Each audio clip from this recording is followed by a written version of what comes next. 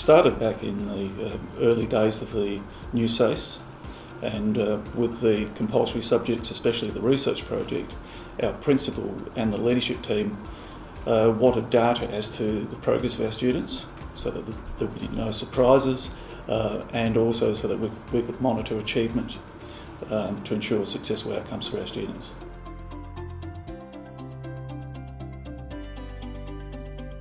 Every 5 weeks, we're committed to reporting back on progress of our students. So it will occur through a snapshot process and again through the reports, and that process is duplicated.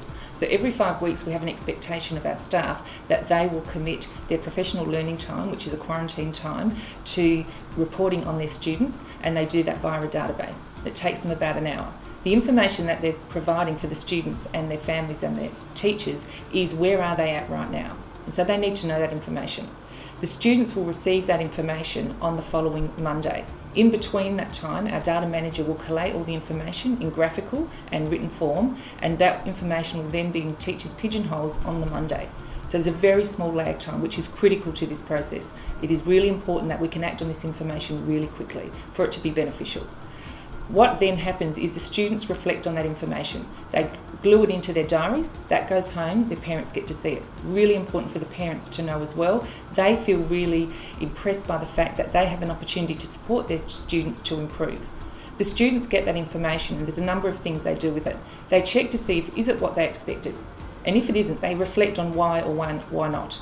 They then look at how can I improve? What can I do that can improve that grade? We're not just talking about the D grades, we're talking about the C's, the B's, or even maintaining an A grade. So the reflection is part of the process.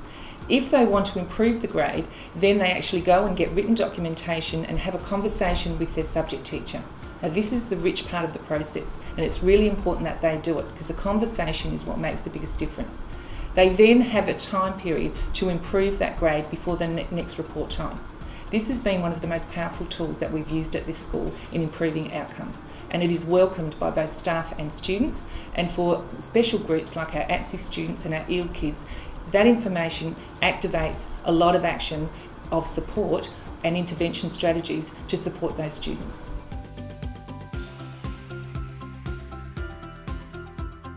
The snapshot is set up so that the teachers can report on an A to an E grade, and the information gathered by the snapshot process involves the teachers entering in grades based on specific information and assessment checkpoint markers which the students have achieved, and from there the attendance data is also entered in, and that data is then disaggregated and then dispersed to different faculty groups and also curriculum areas.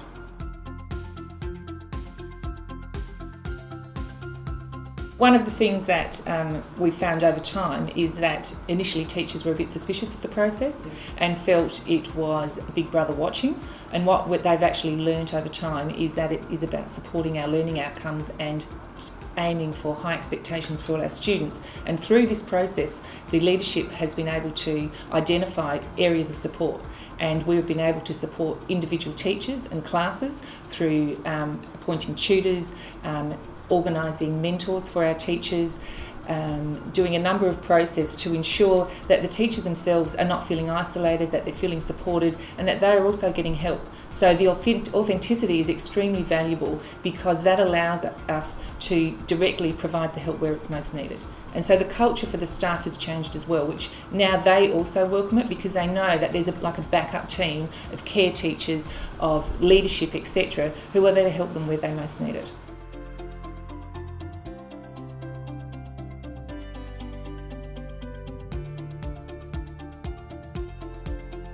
Our focus is to put the students at the centre of learning, so that has been a change over time where our students take total responsibility for their SACE enrolments and completion, but also their achievement within individual subjects. So again, students are empowered, they're encouraged and they're supported to actually monitor their achievement, and the snapshot database along with the term reports have proved to be quite pivotal in ensuring students improve their learning outcomes.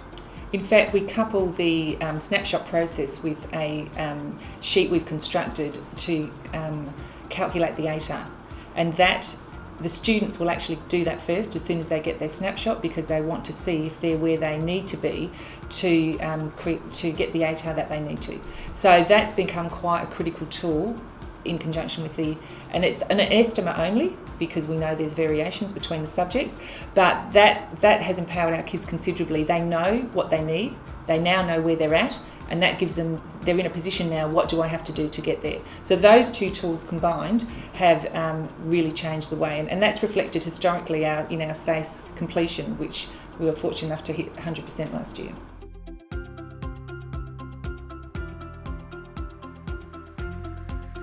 Initially, the snapshot was paper-based, and that had its own limitations due to the fact that all data was entered on paper. The power of a database wasn't available at that stage, so we had limited information and ability to actually to enact some action to improve student learning. There was also a considerable lag time, so that the information became less real and less authentic, and that then limited the capacity for us to be able to use it. So that was one of the problems. We're fortunate enough to have an excellent data manager who loves databases, and she has created a system which is easy to use, it can be used quickly, and the information get out very quickly as well. So, and the form of information that we're provided, both written and graphical, means it's easily readable. So that's helped as well, hasn't it? Yes. Yeah.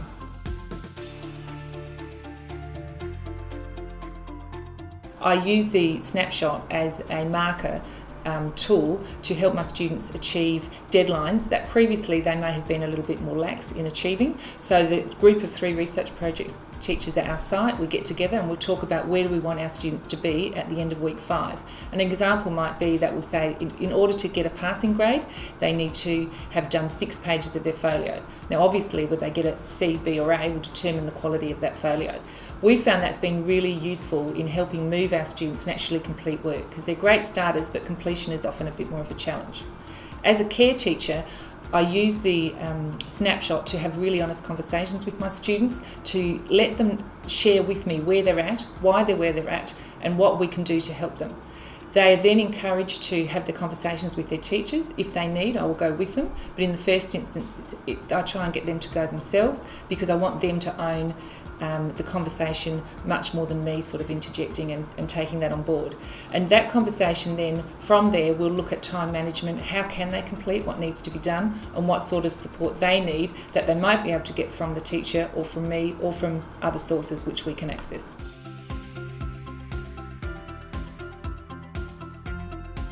The snapshot data is collated, it is disaggregated and reported on by various categories. We have curriculum information which goes to the curriculum assistant principal and the other leaders. We also have data on our ATSE students and their performance, our NEPs and how they are progressing with their learning. We also have data based by care groups, so that the whole collection of information is compiled into a book similar to the one in front of me, and then that is shared amongst the leaders.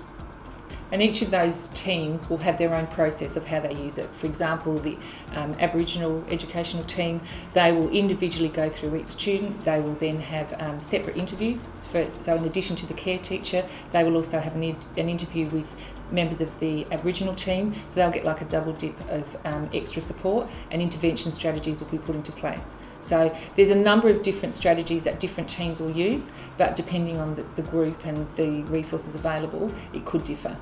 But it's very powerful, and all of the teams wait for that information. It's like a bit of a competition to see who gets it first.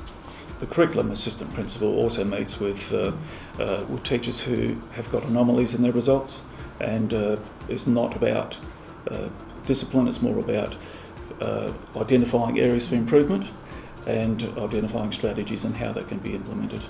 So it's support for both students and the staff is the ultimate goal.